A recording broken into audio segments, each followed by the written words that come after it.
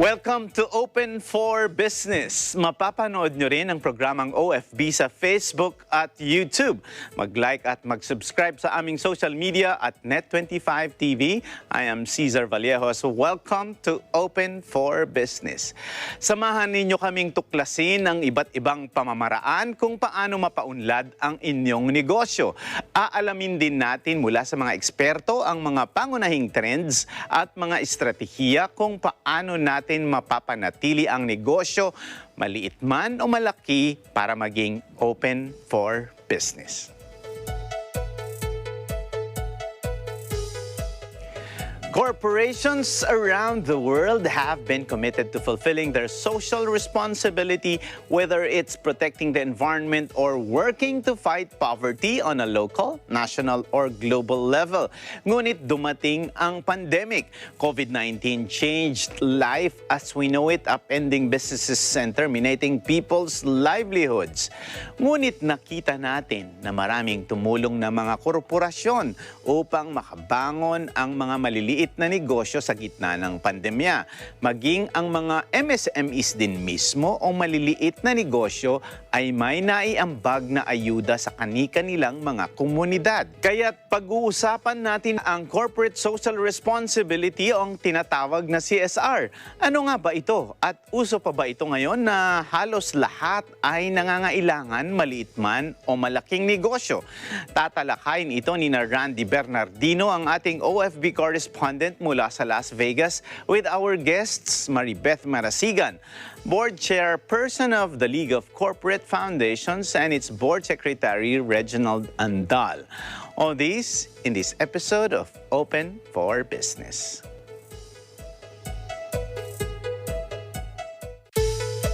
This portion is brought to you by Security Bank.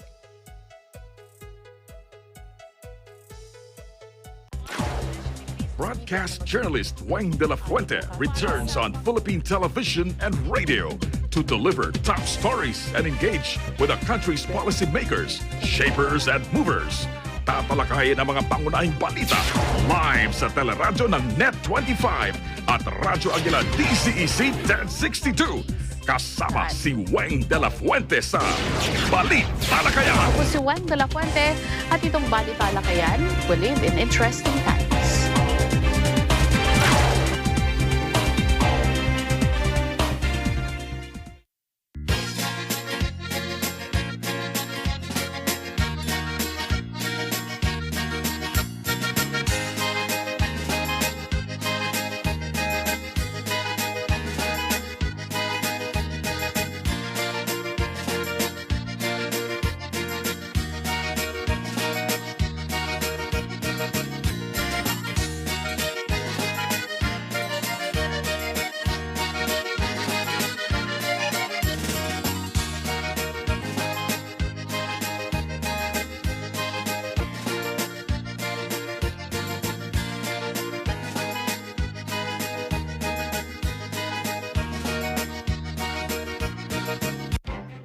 Events happen around us all the time, in our community, in our country, around the world. Events that affect people, move communities, or simply inspire us. Interesting events that people need to know. In these interesting times, we continue to be a competent partner in delivering news about these events. Fast, accurate, balanced. Eagle News, because we live in interesting times.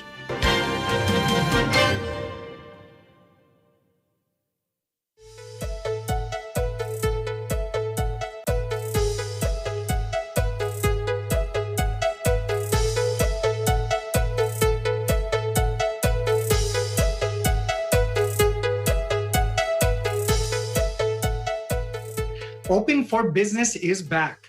I am Las Vegas correspondent Randy Bernardino, and with me are Miss Maribeth Marasigan, Board Chairperson of the League of Corporate Foundations, and its Board Secretary, Mr. Reginald Andal. Hello, Miss Maribeth, Sir Reginald, thank you for joining us. Hello, good afternoon. Hello, Randy. Good afternoon, Randy. Thank you for having us. Yes, we're so glad that you could join us. Now, today we will be discussing the transforming landscape of corporate social responsibility. First of all, Ms. Mary Beth, why is this an important topic?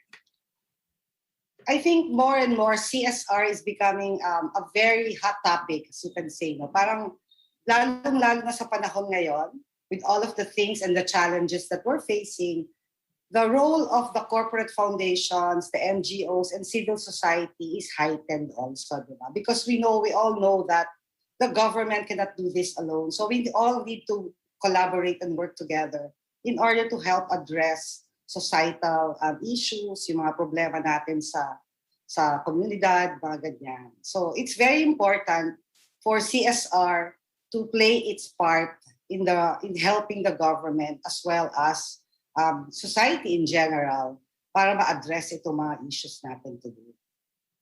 Yes, that's true. The way that we can get through this pandemic and the issues that we are facing, it's a collaborative effort.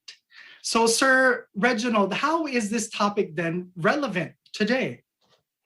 Echoing what Maribeth mentioned, many describe the current situation that we are in now as unprecedented. Isang bagay na hindi natin inaakala in terms of its scale, scope, complexity. And complex issues require innovative solutions. And this is where the call for the CSR model, programs, and delivery, the overall landscape to change and adapt.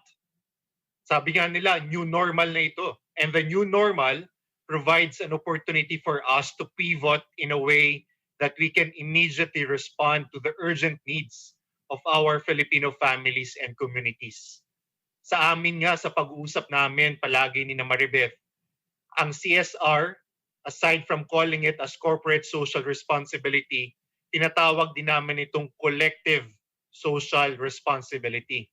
Now more than ever, we have seen and witnessed the value of partnership and collaborations among the many sectors in our country. That's true, Sir Reginald. Especially now, we see a lot of new players coming in to give their part and to collaborate. Now for our show, we have a lot of viewers who are small business owners coming from MSMEs, micro, small, medium enterprises. So Ms. Mary Beth, does CSR apply to them? Oh yes, definitely. Lalong-lalo na sa panahon ngayon, they're one of the most affected segments in the country. I think ang ating small, medium enterprises comprise about 90% of our economy, di ba? So madaming apektado. Our unemployment rate is also very high. So ito yung segment na pinakamalaki ang impact nitong nangyayari sa atin today. So very relevant ang discussion natin on how we can help ease the burden on our MSMEs. Mm-hmm. So that's true. Now we're discussing about transformation. If we want to think about transformation, we really have to look back, think in the mindset before the pandemic. Ms. Mary Beth, what was the landscape of CSR here in the Philippines? I think the role of CSR has not really changed. We still deliver, we still help, and we still want to be able to balance our assistance in terms of the planet, of people, and of the profit. No? But what is changing is the way we deliver on the service. It's also the way that the problems are more complex. Ang mga problema natin are more complex. Like Fred said earlier, we've never experienced this type of pandemic before.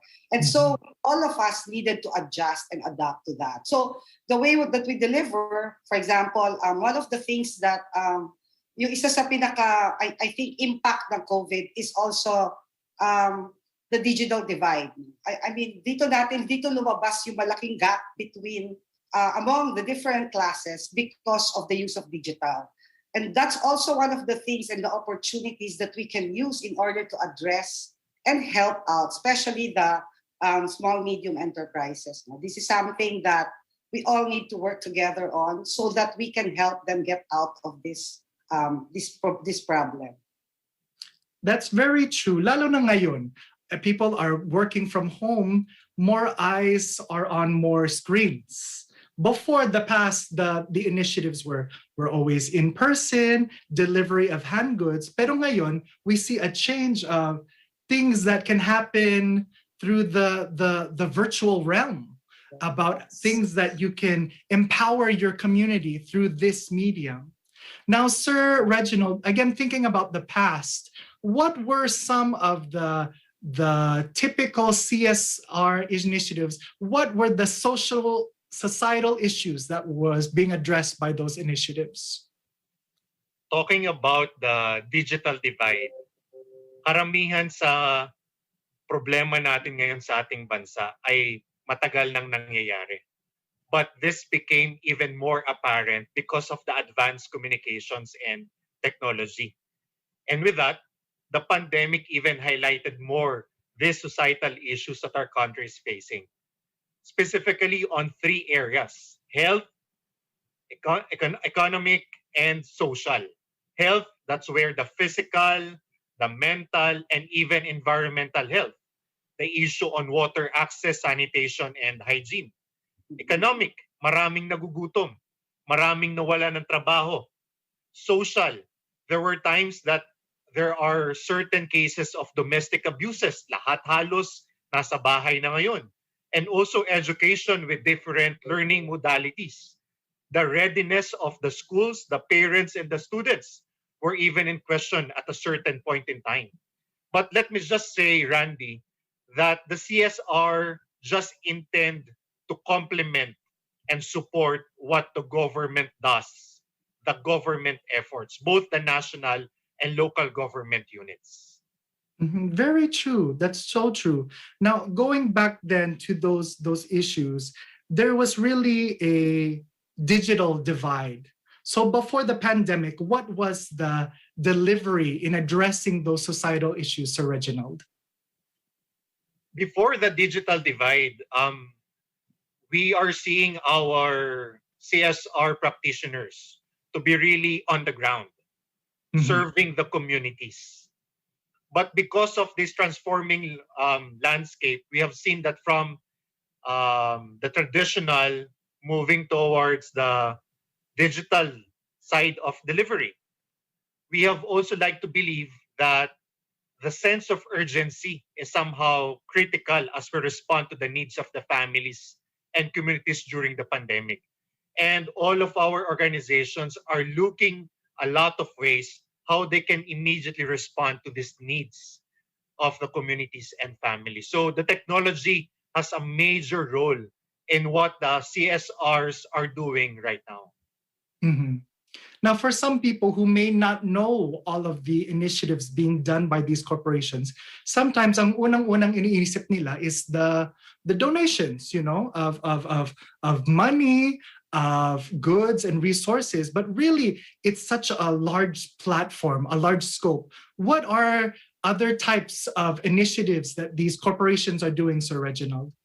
Tama ka doon, Randy. Ngayong pandemya, nakita natin na marami ang nagdo-donate.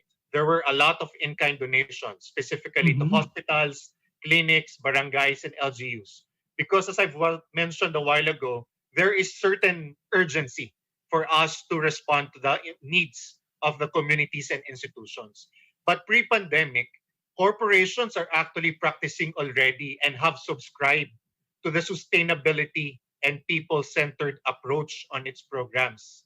Like the other NGOs and CSOs, CSR practitioners implement community initiatives where people are at the center or core of the development process, applying the principles of participatory, lahat kailangan kasama, inclusive, babae, lalaki, matanda, bata, sustainable, and innovative in order to reach the full impact of the projects. So CSR nowadays are not anymore dole-outs, but really at the core of community development. That's true. Now, Ms. Marybeth, I know for a lot of these initiatives, it's not just goods, but it's also education. How are these corporations empowering these communities, their fellow men through education, arts, and culture, other things like that? What are some examples? I just wanted to add to what Reggie mentioned earlier. No? So the first aid, I think most people, ang unang naiisip nila pag sinabing CSR are the dole outs, the ayuda, and all of that. But CSR really has evolved a lot. We're looking for programs that are more sustainable and are also creating other resilient communities. No? Hindi pwedeng bigay lang ng bigay ng mga ayuda, kailangan matuto din silang maging self-reliant. And those are the things that we focus on. So for example, when you talk about education, it's not just about scholarships, classroom. It's about making sure that they are given the capability so that they can work and they will be able to help themselves and their family. So it's hindi lang isa yung tulungan mo, you're helping a community and the family, di ba? In terms of, for example, livelihood, ito yung malaking pinupush ng mga member companies ng LCF. We want to make sure that we are helping the small, medium enterprises not only to survive, but to thrive even today. No? So we need to be able to capacitate them. Hindi lang tayo nagbibigay ng mga ayuda or ng mga donation na cash, pero more and more, our programs are geared towards providing them with skills. So training and skills, yan. So that they can be self-reliant. So yung delivery mode today, before face-to-face ang training, today we are offering online training courses, skills development courses, para tuloy-tuloy pa rin yung ating mga pagtulong sa ating mga kababayan. That's so true, Miss Marybeth. When you told me that, the first thing I thought of, you know that saying, help a man fish and you feed him today, but teach a man fish and you feed him for life. So in order for these initiatives to be sustainable, to truly help people, we have to empower them, not just one-time help, but really help them to succeed and make them successful in the future. Exactly. Yeah, so a lot of interesting points. When we come back, we'll be discussing more about CSR, especially now during the pandemic. So stay tuned.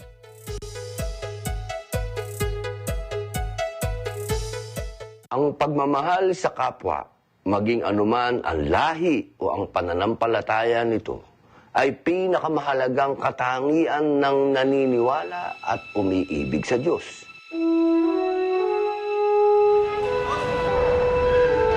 Ang lingap po ng kapatirang Iglesia ni Cristo ay napakalaking bagay po na naitutulong sa lahat po ng kapatirang mga Muslim dito. Napakalaking tulong, napakalaking bagay. Sobrang tuwa namin at lalong-lalong mga kababayan namin na naghihirap sa buhay sa ngayon. Malaking pagpasalamat namin sa kapatiran Iglesia, lalo-lalo na kay Minister Eduardo Manalo. Because hindi naman nagsawa siya almost 30 years na hindi niya nalilimutan yung compound.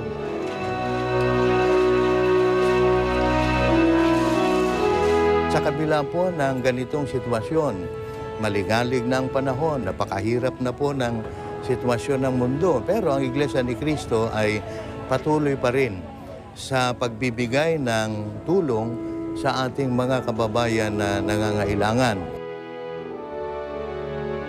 Ang kapatiran po ng mga Muslim ay buong pusong nagpapasalamat sa lingap sa mamamayan, hindi lamang po dito sa Pilipinas, kundi sa buong mundo. Mga kapatid ko sa Islam, pagyamanin natin ang pakikisa at lingap na ito ng ating mga kapatid na Iglesia ni Cristo. At magbunga ito ng pagbubuklod at pag-unlad nating sabay-sabay, anuman ang ating pananampalataya.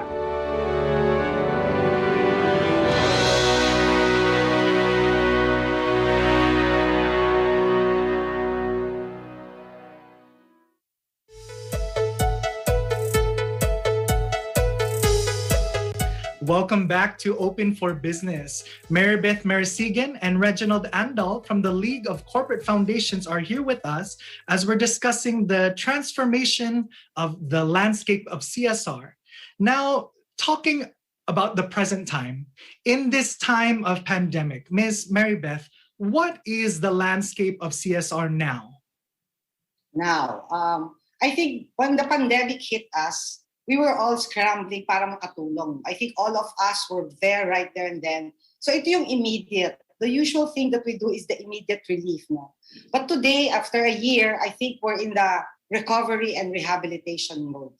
Kailangan na natin yung tulungan sila na makabangon para they can be reliant on their own. No? Kasi hindi naman pwedeng isang taon nagbibigay lang tayo ng ayuda, di ba?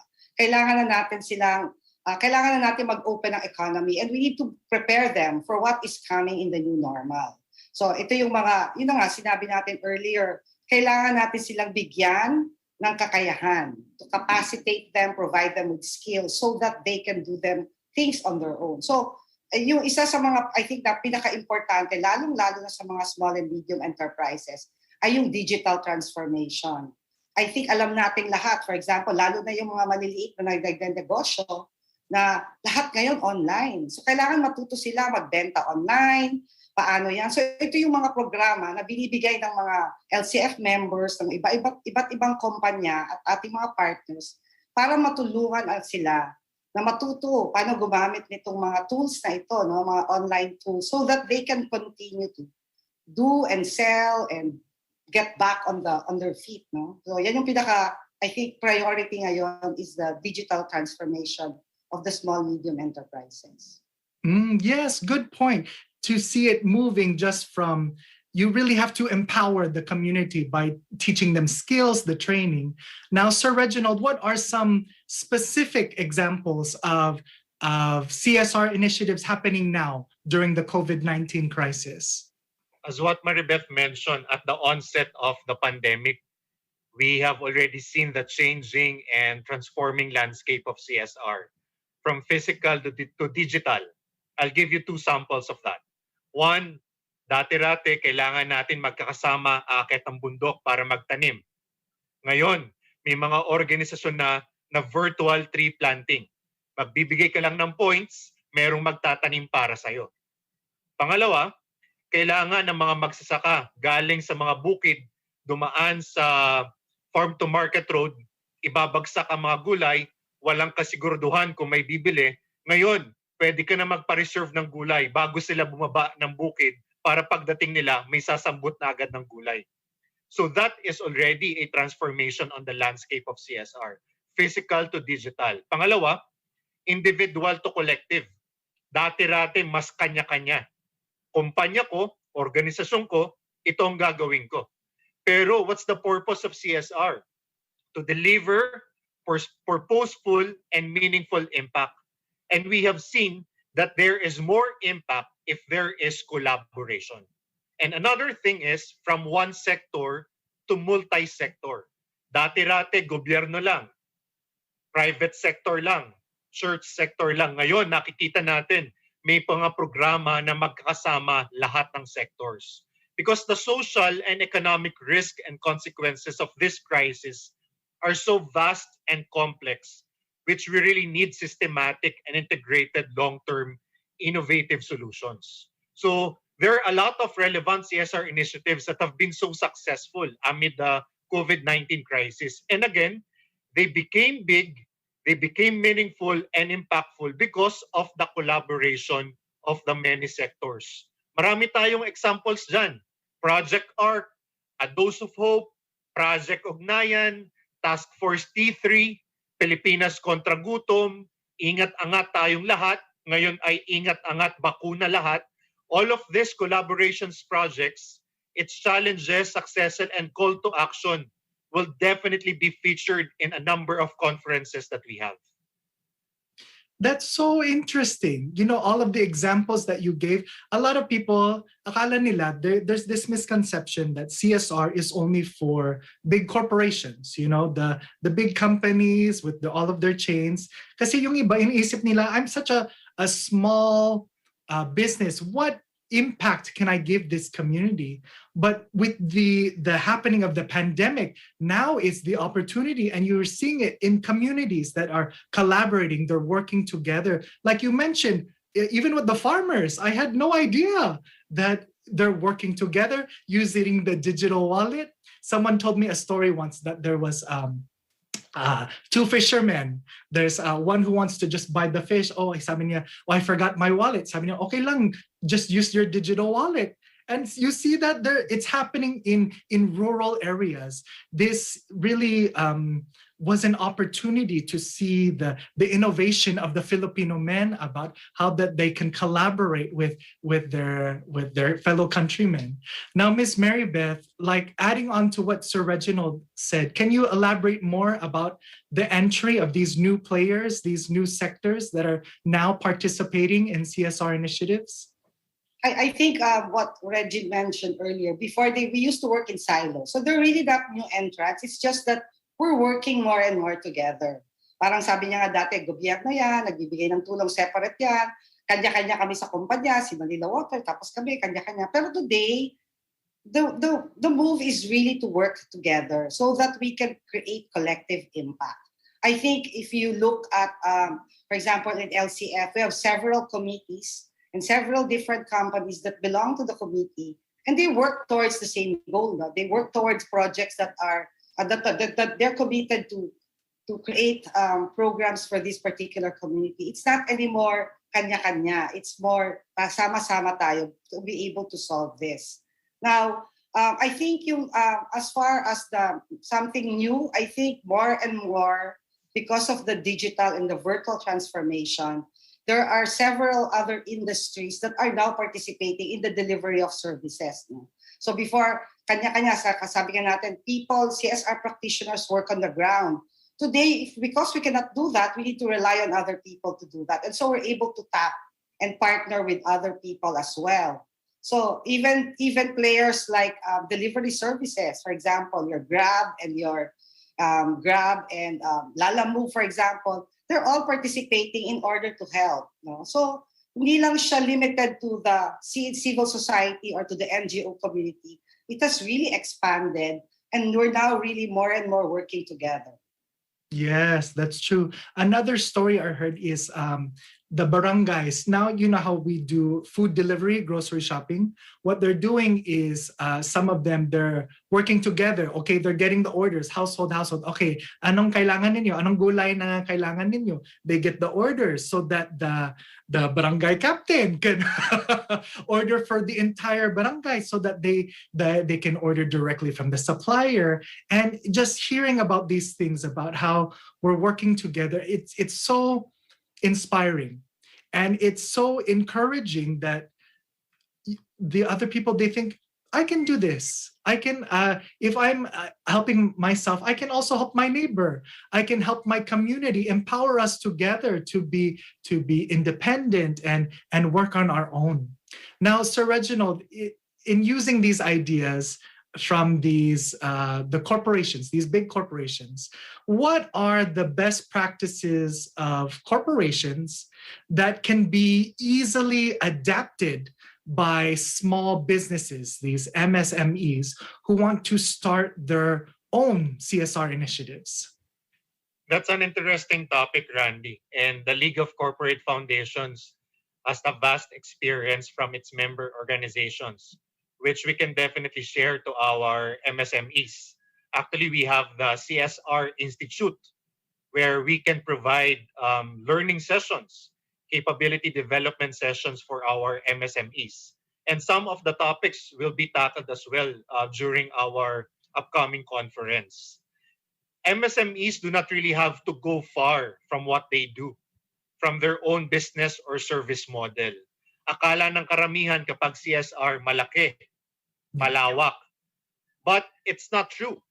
What they can do is just to be, one, an employer of choice. Compliance to labor laws, labor practices. Bago ka lumabas ng sarili mong bahay, siguraduhin mo na tumutupod ka para sa ikabubuti ng mga empleyado mo. Pangalawa, supplier of choice.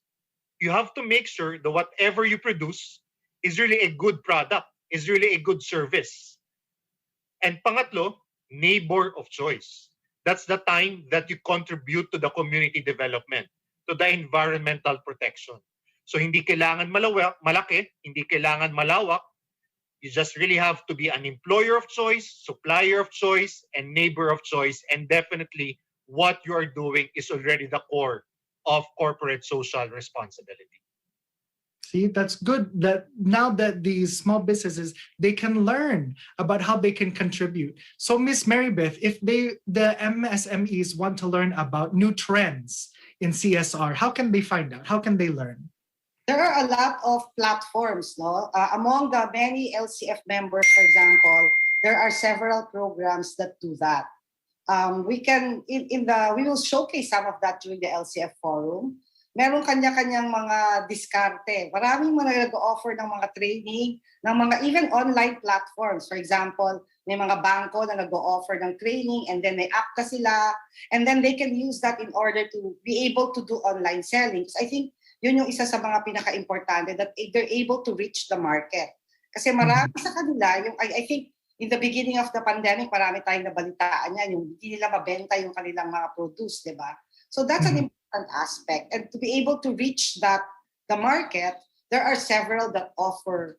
Hindi ko na masasabi lahat kasi sabi nga natin, napakadaming nag-offer ng, even ang gobyerno, mayroon silang mga programa para sa mga MSMEs. Nandiyan ang DTI, nandiyan ang Go Negosyo. Maraming programa na mga libre po. Libre po ito. All you have to do is to be committed na magpatuto at mag-training para ma-avail po ninyo ang mga services na ito. Now, going back to about how the community helping, a very popular one lately has been the community pantry. Have MSMEs also been contributing to the community pantry as far as you know, Sir Reginald? Yes, actually lahat at halos lahat ng MSMEs, yan sila talaga ang active players sa community pantries. Mainly because much of the products that are being given in the community pantries are coming from them. So small players, but practically they are the ones really contributing and giving much to these community pantries. Because community pantry is really a social effort. Hindi yan gawa ng gobyerno, hindi yan gawa ng malalaking kumpanya, ng malalaking korporasyon. Kung hindi, these are initiatives really coming from the ground, and MSMEs have been really taking an active role in the success of the community pantries.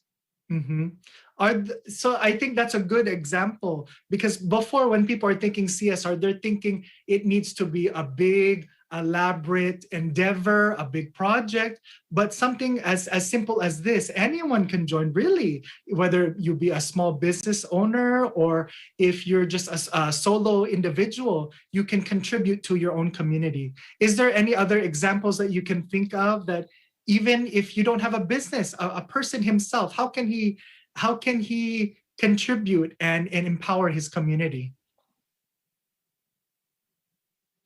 I think there are a lot of ways na para makapagtulong sa iba. No? Sa sinasabi nga natin, hindi lang naman pera o goods ang pwedeng i-donate, even our time. Especially before, when we are able to do face-to-face, a lot of people can volunteer, di ba? Kapag merong mga pwede kayong mag-tree planting, you can do river cleanups together with your friends, group of friends.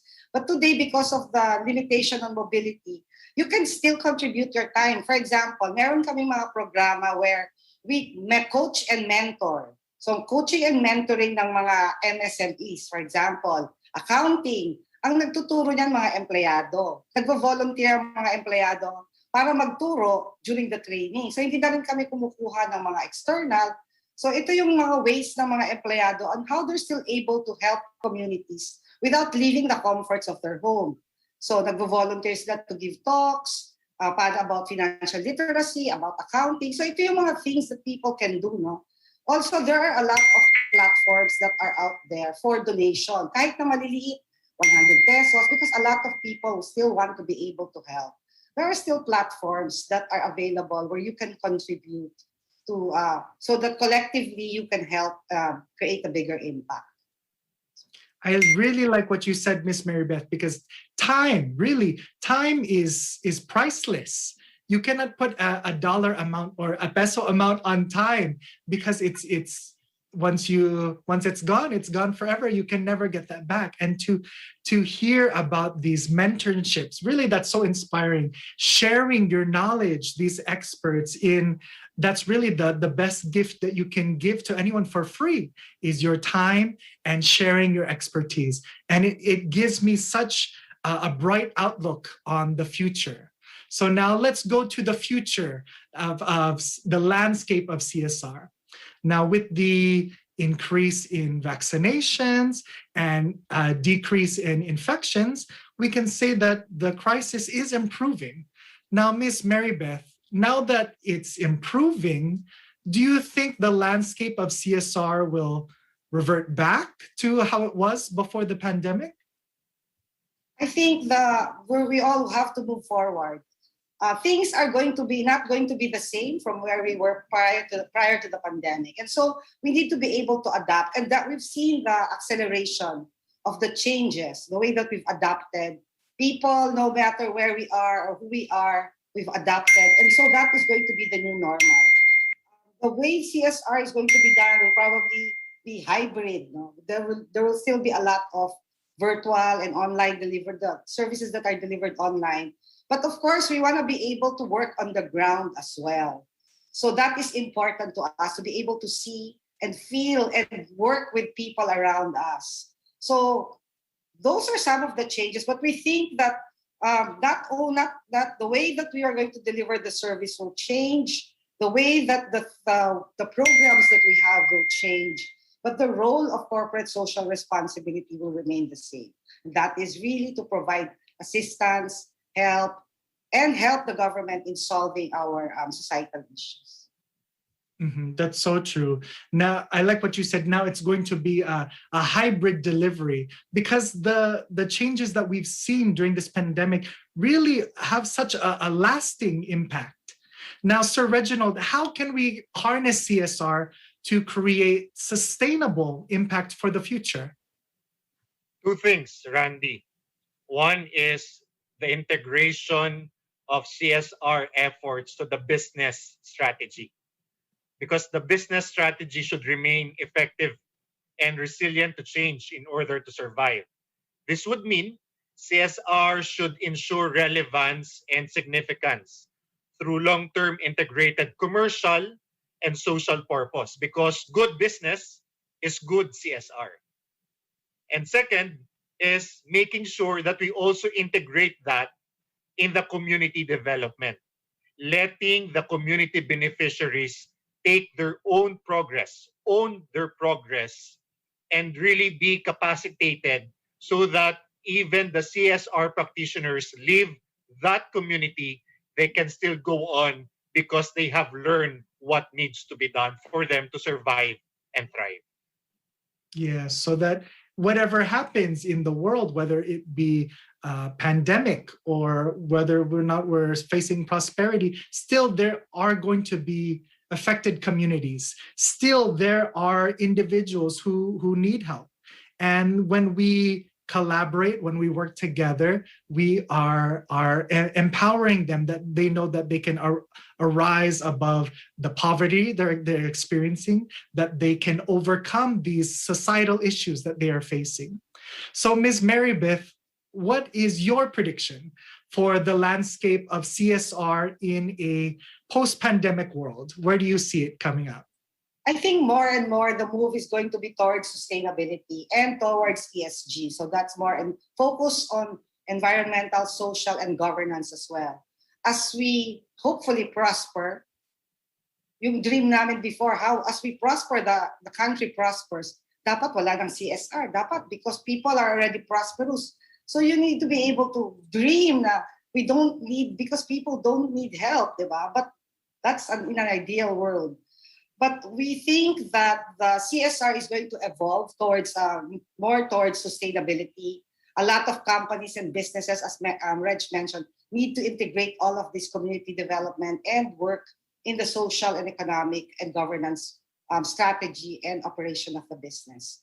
So it will not be, maybe a couple of years from now, CSR is not going to be treated separately from the business, because it has to be integrated. It has to work with a business so that it is sustainable. So that's the way I see the CSR moving forward. Very good insight. Now, Sir Reginald, what are your predictions? Once the pandemic ends, how will the landscape of CSR be? Maribeth has been mentioning this. The scale and depth of the issues, of the complex issues, require practically a different and disruptive approach through innovation. So even with the entry now of artificial intelligence or AI, machine learning, big data management, definitely CSR will adapt to that. There will be a lot more innovations, something more exponential and far-reaching way with more dynamic thinking so that we can address these complex sustainability challenges. The utilization of technology will really play a key role so that we can advance our CSR and sustainability efforts. Because even in LCF, we believe that the breakthroughs and advancements in technology can increase the impact of the social good efforts. Mhm. That's so true. For the what the both of you said, it hopefully in an ideal world, we don't think of CSR as projects that we need to do, but it should be second nature. It should already be integrated into the business model that this is what we do automatically. It's not something that we have to set aside. Okay, these are our funds for this year that we can donate for these foundations, or these are the projects that are quota. No, but that we think that it's a part of us, that it is kindness, it is generosity, and it is part of the human spirit to help one another. So with that, Miss Marybeth, can you share a message to our MSMEs who are watching to encourage them to contribute in their own way to their communities? What's a special message that you can say to them? I think no matter how big or small your business is, there is always an opportunity if you are willing to, if you're committed to work hard and to take on also the opportunities that come your way. There are so many, marami pong programa, lalong-lalo na ngayon, para makatulong sa ating mga small, medium enterprises. It is up to you also to to grab these opportunities po para maiangat ang inyong, not only yourselves, but your cooperatives, your mga empleyado. Kasi itong mga small, medium enterprises, meron din yung mga empleyado, a couple of employees, no? And that's important, na hindi lang para sa inyo, kundi para sa mga inyong member cooperatives din, di ba? Maraming opportunity. The only thing that you need to do is to take that opportunity and commit yourself na kaya nyo to, meron akong opportunity and gagawin ko ito. Yeah. Yeah, so true. Such a special message. Now, Sir Reginald, what is some words of encouragement that you can share with our small business owners? Para sa mga SMEs, ang gusto lang nating banggitin sa kanila, sa corporate social responsibility kasama sila. At sa bawat gagawin nila, tingnan lang natin, una is your purpose. Bakit mo ba gagawin ang isang social development effort? Don't just do it for a specific goal, no? But not just do it for a specific goal, but not just do it for the sake of contributing. Para lang tayo makapagbigay, but do it for a specific goal, your specific purpose. At pangalawa, partnership. Find the right partner. Kahit anong liit, pag nagkasama-sama, malaki yan. So you just really have to find the like-minded organizations and even individuals who share your same advocacy. At tatandaan natin, the companies and even MSMEs that demonstrate CSR initiatives are more likely to weather the crisis, kahit ano yan, because of the trust that you have built with your stakeholders, with your customers, and with your neighbors of your businesses. Very true. Thank you so much for that message. Thank you so much. Maraming salamat po, Miss Marybeth and Mr. Reginald, for sharing us with your insights about this transformation of the landscape of CSR. Thank you so much. Thank you very much for having us, Randy. We had a good conversation. Thank you, Randy. Thank you also to our viewers. This is Randy Bernardino, Open for Business correspondent from our Las Vegas studio. Kumanta, sumaya tayong lahat. Saya-saya.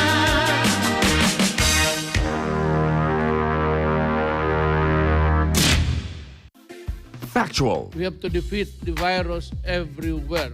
timely information, balanced, not only in the country, but also abroad. I'm certain of one thing. Interviews that people need to know. Watch Aguila Pilipinas, a 1-hour newscast of reports coming from regional hubs in Luzon, Visayas, and Mindanao. Know the important updates in Asia in ASEAN in Focus.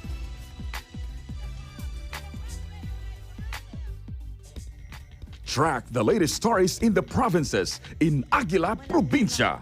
Sa mga taga-Iloilo at Antique.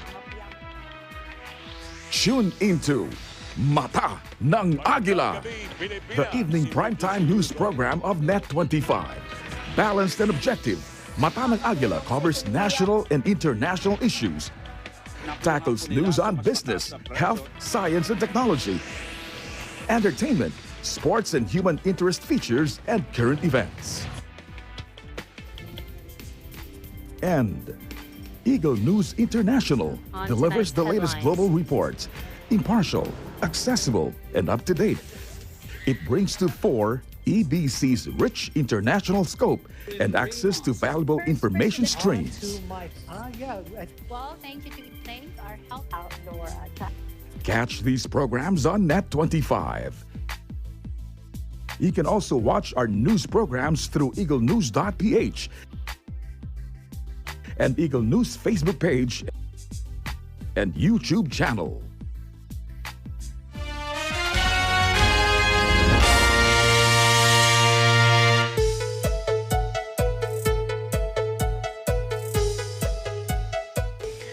Open for Business is back, and our business term of the week is corporate social responsibility.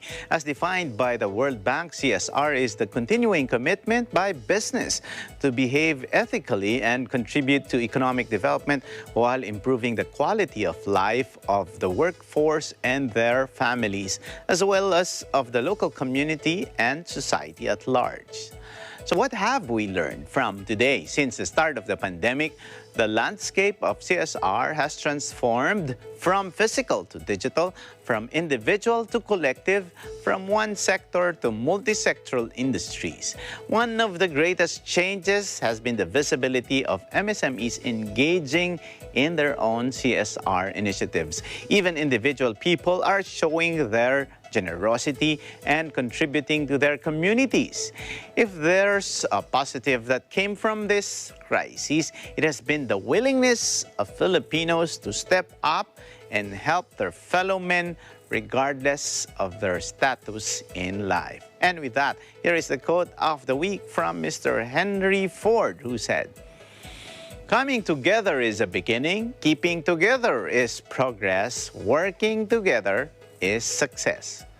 Maraming salamat sa inyong panonood ng Open for Business, and thank you to our OFB Las Vegas correspondent Randy Bernardino and our guests Maribeth Marasigan and Reginald Andal from the League of Corporate Foundations. Samahan nyo kaming muli sa Open for Business sa susunod na linggo. Learn for more insights from CEOs, thought leaders, industry experts, and SMEs promoting business development in the Philippines. Be informed and stay open for business. Be ahead of the curve from vision to action. Panoorin ang programang Open for Business sa Facebook at YouTube. Mag-like at mag-subscribe sa aming social media at Net25 TV. Para sa Open for Business, ako po si Cesar Vallejos. We live in interesting times.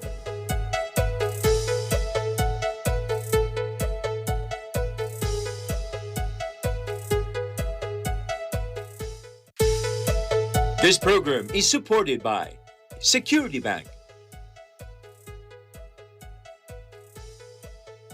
Rise up every Saturday morning sa mga balitang dapat mong malaman sa Agila, Pilipinas at Eagle News International. Sa Winner Saturdays, panalo naman ang hapon mo sa mga talento ng Pinoy sa kantahan sa Tagisan ng Galing Part 2, Singing Edition at Letters and Music. Meron din sa mga sports lovers, EBC Sports International. And get to know more about entrepreneurship with Open for Business. Sa Weekends Prime, tuloy-tuloy ang pagbabalita sa mata ng Agila Weekend. Samahan naman si Miss Gladys Reyes Sumero sa kwentuhang pampamilya, Moments. At abangan ang bagong kwento na handog sa inyo ng Net25. Patutunayan na ang nakalimutan ng isip, naaalala ng puso. Ikaw ay akin. Mula umaga hanggang gabi, panalo ang Sabado mo. All that and more, only here on Net25.